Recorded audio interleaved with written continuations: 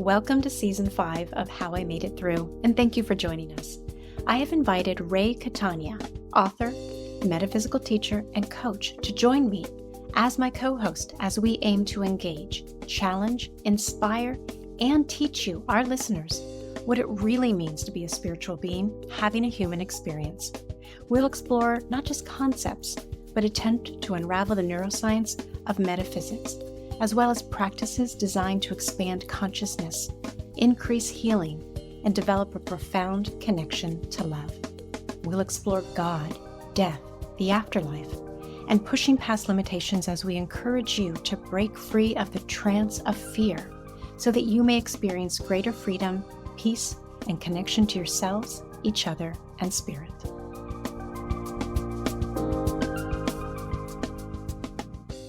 Seth Lyon is a somatic trauma specialist with a private practice in Vancouver, BC. He's trained extensively in somatic experiencing, the groundbreaking work of Dr. Peter Levine, which works to restore goodness and vitality at the core level where trauma takes root, the nervous system.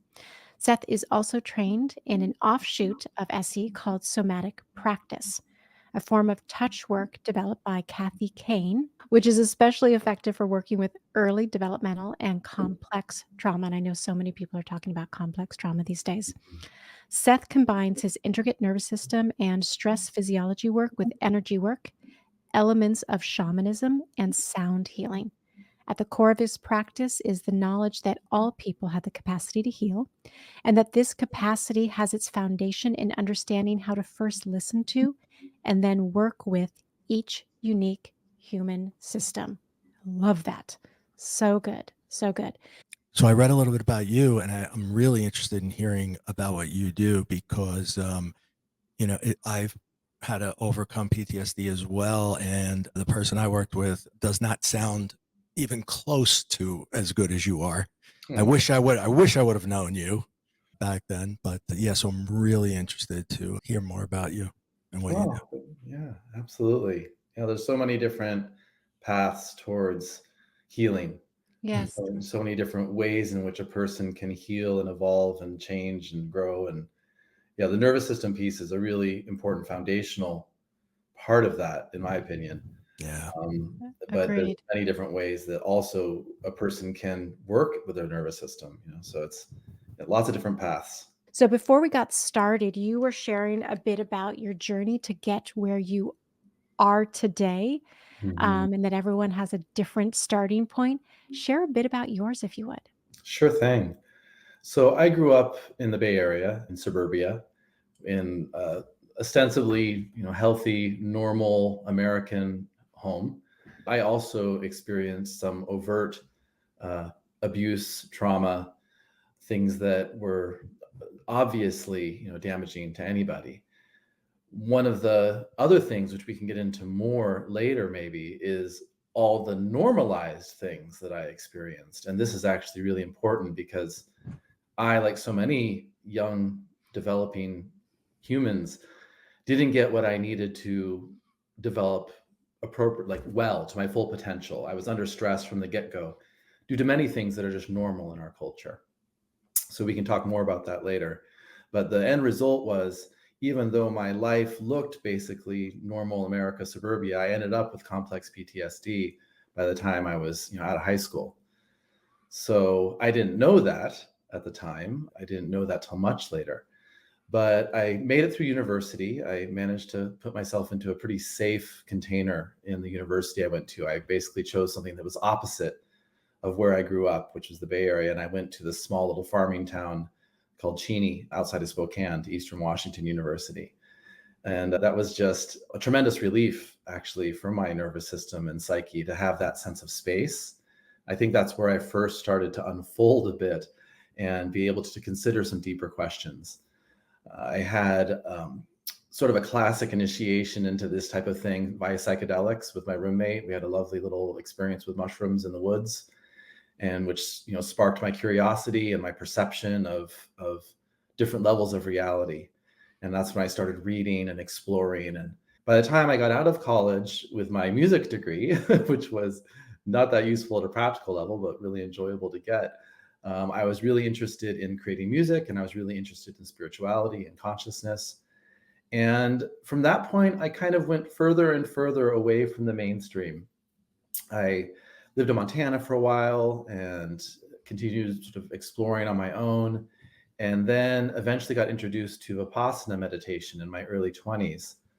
And that was sort of the light bulb moment where I got what I would just call a download, an awakening experience, where I was sitting in this Vipassana hall with just this clarity that, oh, I've done this like a lot. I've done this many, many, many lifetimes. It was really easy for me. Like everyone seemed to be struggling quite a bit. And I was just like, this is great. And so it was a wonderful experience, opened up lots of past life memories. And from that point on, I basically plunged into the counterculture, into the woods. I lost all interest in trying to succeed in any sort of normal way. And eventually I ended up living in this little place called Brighton Bush Hot Springs for about 7 years, which was a very, very lovely container, really safe. I worked, but not a lot. I was just making food, great team of people, just a lovely community. And all the way through that journey, I didn't really know still that I was traumatized. I didn't really understand that I had complex PTSD. I knew that I didn't like the world. Since I was a kid, I had sort of had this sense of being a little bit different, of perceiving things differently. So I had done all this consciousness exploration and spirituality work, which was incredibly valuable for my evolution. And yet, in a way, I hadn't touched anything in terms of what was really going on at a deeper level. And I didn't have the ability to be in the world, which it turns out is a pretty good option to be able to actually, because that's how we can then share and impact other people. Yes. Right? So I did about 7 years of consistent SE sessions for myself. And around halfway through that, started the training to become a practitioner myself because I became so interested in it. So that's sort of how I got to where I am now. That's quite a story. So you didn't recognize the experience or that you were dealing with this. You were attracted for some reason towards the work and then said, hey, I need this too. Yeah. And healed yourself. That's right. There was so many intersections with what I've been exploring. A lot of SE work involves being mindful of the body sensations. And I've done a lot of that work. However, because of something called the freeze response, there was a lot in my system that I was unaware of, and I didn't know what I didn't know. Right. Yes. Right. So, and so when I started to get the deeper education of the nervous system online and started to apply that in how I understood myself and started to get some more refined guidance from my practitioner, my mentor, Ian, that's when I really started to discover, oh, wow, there's all this stuff that I've been skipping right over. And which is one of the dangers of spirituality, which you guys probably are familiar with, the spiritual bypass, how you can use that spiritual light to just skip right over a lot of deep stuff. And that's enabled by the freeze response. It literally numbs us to what we are holding, and we don't know what we don't know, because that is often wired very early due to those kinds of normalized experiences. Yeah. So to speak. Yeah. Yeah. So I also had a traumatic childhood, lots of domestic violence and instability. And I am a highly sensitive person, like a true HSP in many ways. And I'm an empath. And in my early 20s, I earned my master's degree in counseling psychology, thinking I was going to be a therapist, and went that route, lots of hours, and decided I can't do this. I worked in hospitals and crisis settings, and then I started having a lot of panic attacks. Yeah. So a lot of personal work. And now I work as a coach, and I do help with some nervous system regulation, a lot of emotional regulation, energetic clearing, helping people find the potential to connect with truly who they are, mind, body, and spirit. So little background there. Can you speak? Because I think some people are undoubtedly relating to what you're saying. I'm relating to what you're saying. It's really nice to bypass and go to those places of blissfulness or separation. Like it just feels, yay, finally, I'm down regulating and feeling safe rather than needing to engage in freeze or any other elements. Can you talk about some of these normalized experiences so that people know what you mean by that? Absolutely. To really lay the foundations of that, we have to talk a bit about what a human organism needs. So a human being needs, for one, while they're in their womb, ideally their mom needs to not be chronically stressed. She needs to be appropriately supported. Mm. So right off the bat, that's something that doesn't happen a lot. Many people who are pregnant are under a lot of stress just because of the demands of our society, which essentially lives in survival mode, right? So what's normal for a human being in our society is to be marinating in those stress hormones from the get-go. Yeah. Mom has elevated cortisol and adrenaline levels. Babies are very sensitive and are reading their environment even from within the womb. They can hear everything that's going on. They can feel everything that's going on.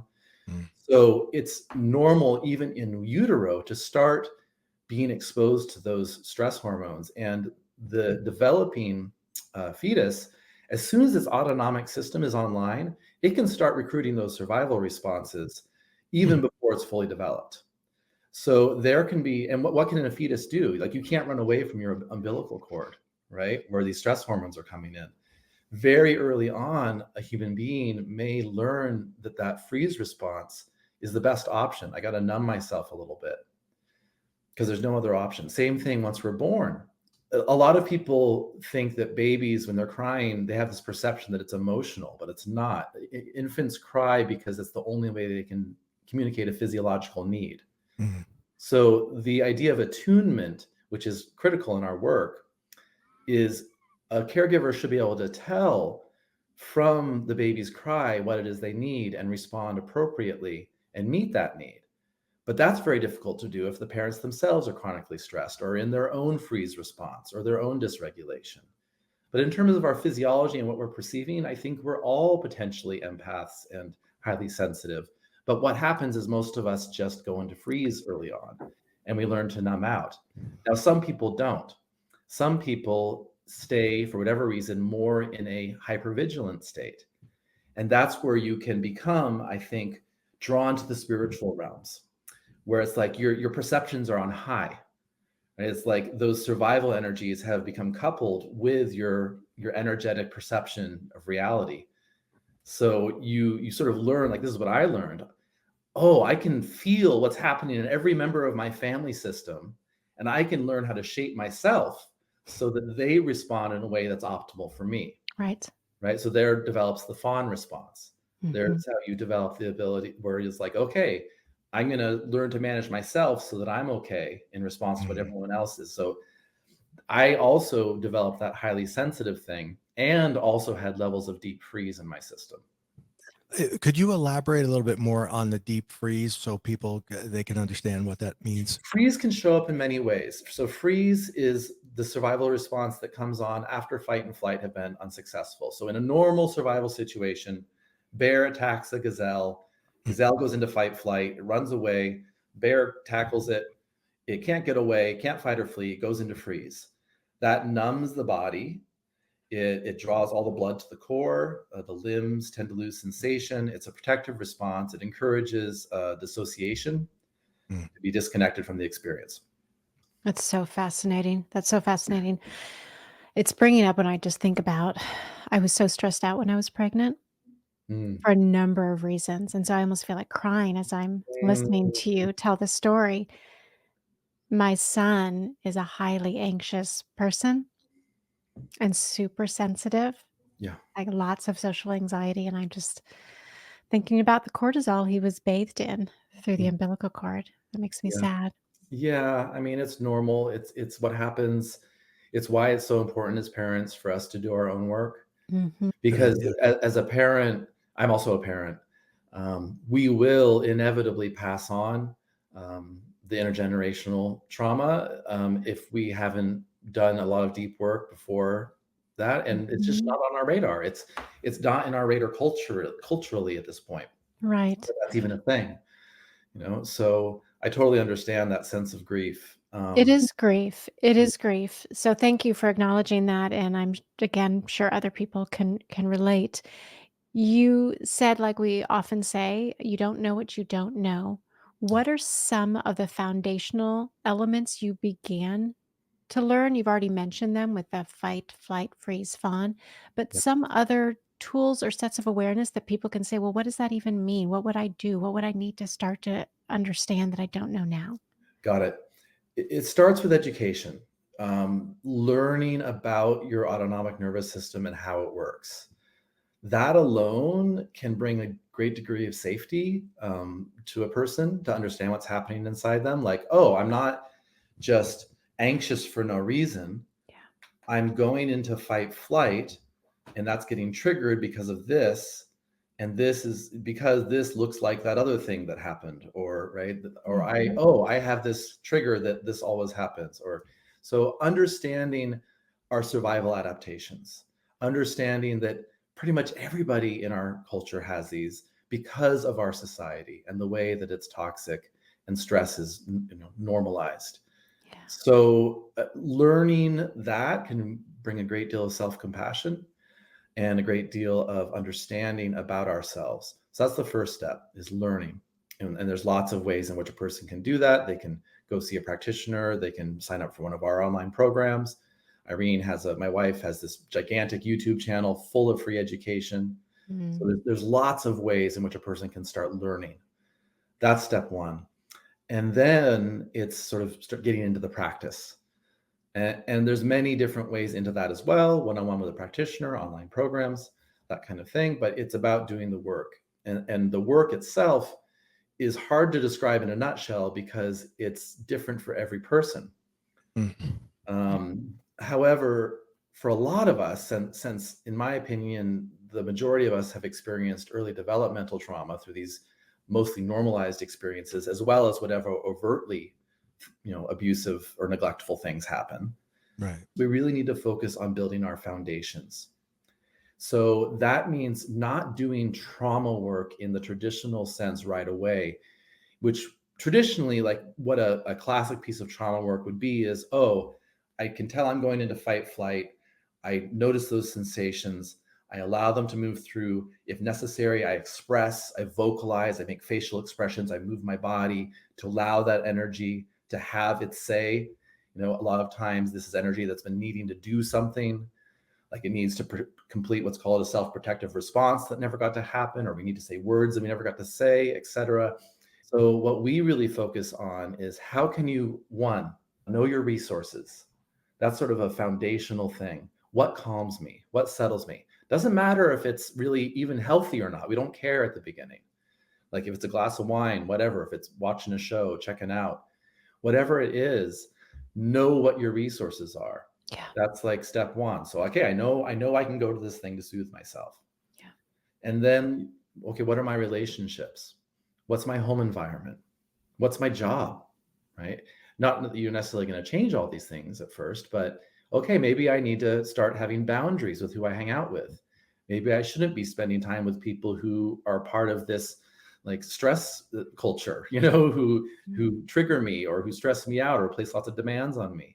That's a huge one. Huge one. And as people get into this work more and more, what tends to happen is this vast kind of pruning, where it's like, because as we heal and evolve, there'll be people in our life who's like, no, come back to this soup, Right. that we're in together, right? Yes. So those are foundational things. Education, know your resources, look at your relationships. What are the symptoms for the people who come to you? Like, what do they notice aside from the obvious significant traumas, right? Huge ones. But what about the average person who's probably walking around with significant trauma but doesn't know it? Yeah. What starts to rear its ugly head and they go, okay, I got to call Seth? So very often there'll be a precipitating event. Like there'll be for a lot of people who just walking around but they don't know what they're holding. Like there's a breakup or they lose a job, there's a car crash, there's an illness. Something happens such that their system then starts presenting symptoms. So that may be often autoimmune actually in nature. I just can't figure out my gut. Why is my gut always off? That actually is usually originates with the survival responses, because the gut is also an autonomic system, right? The survival responses are part of the autonomic system, and so is digestion, heart rate, breath, So our endocrine system, our immune system, so when those survival responses are running the show, it can send everything haywire. Now, we may not notice that for a while, but eventually these symptoms start to emerge. And then things like anxiety, it may start out small. Like I could just be, I can never feel like I can't speak my truth. Like I get into a conflict and I just shut down. I don't know what happens, right? Like I just feel like I can't say anything. That's a really classic one. Just people who don't feel like they can express themselves, or I find myself in the same toxic relationship over and over again. I keep on doing this pattern. And so those are all sort of normal, kind of lower level. I don't want to put a gradation on it, but it's not so overt, like it's not so debilitating. Like I'm seriously depressed, or I can't leave my house, or right. Mm-hmm. We get that too, of Sure. course. But yeah, a lot of times it starts presenting more subtly. God, I feel like you're telling my life story. I'm like, yeah, that. Yeah, just so much sadness is coming up as I'm listening to you. Just sharing that for. Yeah, I feel like there's a lot of us that have moved through that. Can you explain what complex PTSD is? Yeah. So, well, to say first what simple sort of PTSD is, that's sort of like, say someone had a relatively good childhood. They're one of those rare individuals who had good attachment and attunement, solid family system. They exist. They're out there, and then they go off to war and they get blown up, and they get severely injured. Then they get PTSD, and there's this big shock, right? It's a result of this one big overt thing that comes into their system. That's relatively simple to work with, actually. Complex trauma is when the foundations were never there in the first place, like I've been talking about. Yeah. And then on top of that, you have all these other overt experiences. So you have a foundational system that was never sort of wired up correctly in the first place, so that there's no accurate perception of what is safe, what is not safe. I don't know. Right? And then on top of that, you have abuse, neglect, big things that happen. And that's me. Sounds like that's you. That's a lot of us, right? Mm-hmm. That's I'm in that boat. Yeah. Yeah. Yeah. Like there's a lot of simple trauma, like more simple trauma therapy approaches, like Trey is a good example. Now it's gotten more refined as time has gone on, but when it started, Trey was specifically about working with a shock trauma. And it was about allowing the sympathetic energy to move through. So you would hold a position that would encourage the muscles to start to shake, which could then allow the sympathetic response to come through. Yeah. Great, if it's a simple trauma. However, if you have complex trauma, you're not going to have the wiring to handle that release. Mm-hmm. And then it can actually just re-enable your freeze response. Yeah. Because then you're like, oh, this is too much, but I'm in class, I better stay, right? And then the freeze response gets reinforced. Yeah. And you can have the perception of healing without any healing actually happening, because you can experience a state change. Right? A state change is not healing, but it can seem that way. So does your healing primarily go body then mind, as opposed to mind then body? Yes. What we've found is that a lot of the mental struggles that people have, like intrusive thoughts or paranoid thoughts, self, deprecation, beating oneself up, all that kind of stuff, tends to resolve on its own as the underlying survival physiology is let out of the system. Those thoughts are really just a mental reflection of the survival state. Yeah. Yeah. This is incredibly helpful. I can't imagine anyone not needing to hear this. Everyone needs to hear this. Yes. Oh yeah. Yes. So meeting Ray and I were having a conversation with the guest whose show is actually going to air after yours, most likely. Susan Gross. She's phenomenal as well. And she and Ray in particular were talking about how so many people who are psychics and mediums and mystics and people who are really endowed with these capacities from birth, what they share in common are often very traumatic childhoods. What is your meandering musing? What are your thoughts on that? There's many reasons, I think. One is what I kind of mentioned already, is that if we go into a survival state and we don't shut down in terms of our perception, then we tend to become what's called hypervigilant. So we're hyper aware of our environment. And as children, we are innately spiritual. I think all children are innately spiritual.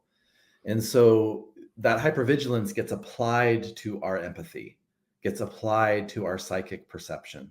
And we become like this incredibly sensitive radar that's able to pick up on all these things. However, it's happening out of a survival need, not from a place of calm, curious exploration. It's coming from a place of survival. So that's one reason. Another reason is I think that when we become traumatized, there can be an innate response to become introspective. Kind of like you said, Ray, it's like, well, my world out here is chaotic. How can I zone into this thing here, which is right in front of me? Like the wall is pretty safe, right? And then your perception is zoning in, and you're tuning into this, finer levels of reality, and you're in this safe little bubble that's more contained, and that's a really safe way to sort of manage one's experience as a young person. Creating my own reality, That's because right. the one that is real does not suit me. I do That's not right. want to be there, so I can create another one. That's right. Yeah. That's right. Dissociative. Would you call that dissociative? Yes and no. Like you're dissociating from your environment out here, but you're becoming like hyper associated with what's in front of you and yourself. Yeah. There's many forms of dissociation. Yes. Just makes me recognize, and again, because this conversation was just a couple of days ago with Susan Graw, we're so damn courageous to be here. Mm, This Earth School stuff is yeah. exquisite and extraordinary and beautiful and fucking hard. Yep. Yep. Yep. I mean, from my perspective, it's about one of the densest places in the universe to Yes. incarnate, and there's a reason for that. Right. You And there's learn a reason. a hell of a lot. You Mhm. go through this forgetting process, and you have to remember who you are among the most challenging of circumstances. Yes. So you Yes. learn a lot in that way. It promotes a very rapid soul evolution, but it's damn hard. But it's damn hard. So we're getting close to time here. I think you just created the most beautiful segue. You remember, the process of remembering who you are. Yeah. So who are you learning you are? That's a great question. So many of us, our personality forms around our survival responses.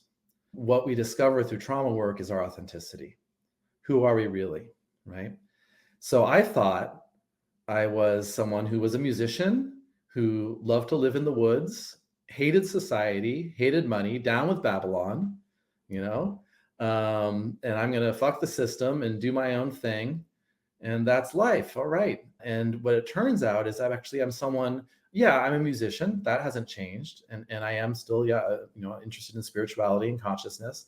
But it turns out I actually want to be in the world. I want to teach. I didn't know what teach. Like that's freaking crazy. Right. So, I want to share. I want to help people. I want to be in relationship. I want to affect the world in a positive way. I didn't have any clue about that. Right. So it turns out like, oh, I'm not just a recluse. I'm a teacher. I'm someone who wants to help people and can. So wow, what a revelation. What a revelation. What a revelation. And a good one at that. Yeah. Uh-huh. Beautiful. And it's what we need so much to survive this, and not just survive it, but it's such a cliche, but to thrive it so that we can connect with our authenticity, just Absolutely. paying Absolutely. it forward. Yeah, Well, that's how we change the world, right? And exactly. our world runs on survival mode. It only can function the way it does as long as each person is in survival mode. So as people learn to come out of that and into their vibrancy and their truth, their authenticity, who they are at a deep level, the world changes. You're a liberator. Yeah. I hope we all are, Yeah. with we these all are. conversations. That's really what it's all about. So, how can people get in touch with you? They can reach out to me via the contact form on my website. I do have a wait list. What I suggest for people who do this work is they check out my wife, because she is the real entrepreneur, visionary, innovator, because she was in private practice and she realized, you know what, this isn't enough. I can't help enough people one-on-one for an hour in my office. She started creating audio lessons for her students to practice at home. And eventually she realized, you know what, there's no reason that I couldn't teach people how to do this work in an online format. So that's what she did, is basically created this massive online world where people can get into this work. Extraordinary. So check out Irene Lyon, go to irenelyon.com, go to YouTube, where her channel is, start learning. And then when you feel like you're ready to do the work, there's many ways to do that. On her website, she has $19 weekly online drop-in classes with a big archive of past classes. You can just dip your toe in for an hour, see what this is all about. Then there's a 21-day nervous system tune-up, which is our intro level program. And that's relatively affordable. It's about the cost of 2 private therapy sessions. You get lifetime access. My colleagues are in there providing real-time support, answering people's questions, and that will help you get the foundations of the in-depth learning and the basic practices you need to know to start doing this work. Then if someone really wants to go whole hog and commit and really, okay, I'm ready to really do this work, we have a 12-week program called Smart Body, Smart Mind, and that runs usually twice a year in live 12-week semesters. And I'm in there. I do weekly Q&A calls where I answer people's questions. I will say that I would recommend at least doing the 21-day program first, because there's tons of wonderful practitioners out there, and there's also tons who don't know what the hell they're doing. So if you get some baseline knowledge for yourself first, you'll be a lot more informed about what to look for is all. For myself, I think it's great to have both, to have that online interaction with self-learning, which can be really valuable. And it can also be really valuable to have one-on-one support. So Perfect. Perfect. Thank you so much, Seth, for spending your time with us. I just appreciate you so much. Thank you, my Seth. pleasure. How I Made It Through is produced and distributed by EIQ Media, LLC. Elevate your emotional IQ with podcasts and content focused on overcoming adversity, leadership, mental health, entrepreneurship, spiritually transformative experiences, and more.